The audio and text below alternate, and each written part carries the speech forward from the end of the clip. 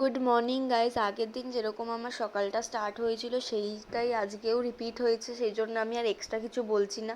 যেটা সব থেকে বড় কথা সেটাই আমি বলছি, আজকে আমার সাথেও স্ক্যাম হয়ে গেছে আর তোমাদের সাথেও হয়েছে। তোমরা আমাকে সবাই কমেন্টে বলেছো, আর অনেকে বলেছিলে যে দিদি নাম্বার ওয়ানের কথা শুনেই আমি করেছি, বাট এটা না।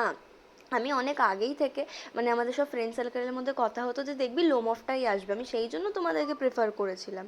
ঠিক আছে, আমি যখন পরীক্ষার হলে ঢুকেছি, তারপর যখন কোয়েশ্চেন পেপার পেয়েছি, ফার্স্ট পেজ আর সেকেন্ড পেজ ঘুরিয়ে বলছি এটা কি, মানে কোথা থেকে কোয়েশ্চেন দিয়েছে।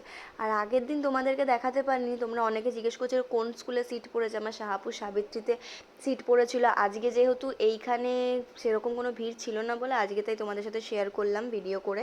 আর এই দেখো এখানে এত মহাবিজ্ঞানী আছে যেন পরীক্ষার হলে গিয়ে একদম ফাটিয়ে দেবে। আমি জানি না ও কীরকম পরীক্ষা দিয়েছে, বাট আমার মোটামুটি হয়েছে।